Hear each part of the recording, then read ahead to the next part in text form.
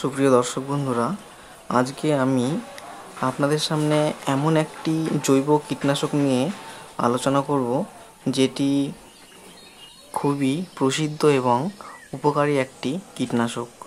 ভিডিওর শুরুতে আপনারা দেখতেই পেলেন আমার গাছগুলোর চেহারা কত সুন্দর। আজকে আমি এই কীটনাশক সম্পর্কে বলবো কিভাবে কতটা পরিমাণে ব্যবহার করতে হয় এবং আপনাদের সামনেই আমি আজকে এই কীটনাশক স্প্রে করে দেখাবো। এই কীটনাশকের সবচেয়ে ভালো দিক হলো এটি একটি জৈব কীটনাশক। এই কীটনাশক ব্যবহারের কোনো সাইড এফেক্ট হয় না। বাড়িতে যদি কোনো ছোট বাচ্চা থাকে তাহলেও তারা নিশ্চিন্তে এই কাকা ব্যবহার করতে পারবেন। এটি সাধারণত নানা রকম ক্ষতিকারক কীটপতঙ্গ, পোকামাকড় এর হাত থেকে বাঁচানোর জন্য ব্যবহার করা হয়। আসুন এবার আমরা জেনে নেই এই কীটনাশকটি প্রতি লিটার জলে কতটা পরিমাণে দিতে হবে। সর্বপ্রথম মাথায় রাখতে হবে এটি একটি জৈব কীটনাশক। একটু বেশি পড়ে গেলেও কোনো রকম কোনো অসুবিধা হবে না।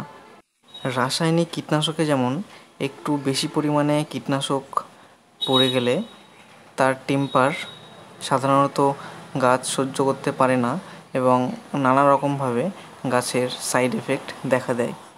কিন্তু এই জৈব কীটনাশক ব্যবহার করলে গাছের কোনো রকম কোনো ক্ষতি হবে না।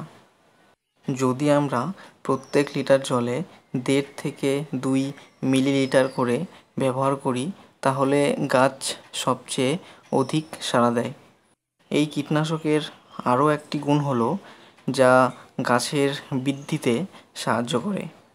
তার মানে একটি জৈব কীটনাশক দিলেই আমাদের দুটো কাজ একসঙ্গে হয়ে যাচ্ছে বিনা কোনো গাছের ক্ষতি ছাড়াই। আপনারাও নিশ্চিন্তে এই কীটনাশকটি ব্যবহার করতে পারেন। এবার প্রশ্ন হচ্ছে আপনারা এটি কখন ব্যবহার করবেন। এটি ব্যবহার করার সবচেয়ে উত্তম সময় হচ্ছে বিকেলবেলায় কিংবা বিকেলের কিছুক্ষণ পরে। এই সময়ে ব্যবহার করলে গাছ সারা রাত্রি এটির গুণ কাজে লাগাতে পারবে। দেখুন আমি গাছে কিভাবে স্প্রে করছি।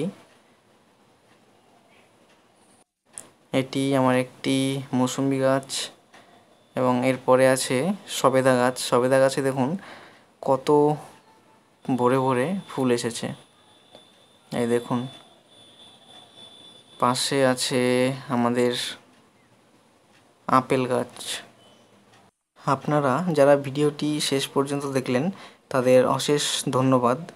ভিডিওটি যদি ভালো লেগে থাকে তাহলে অবশ্যই একটি লাইক, শেয়ার এবং সাবস্ক্রাইব করে দেবেন। ধন্যবাদ।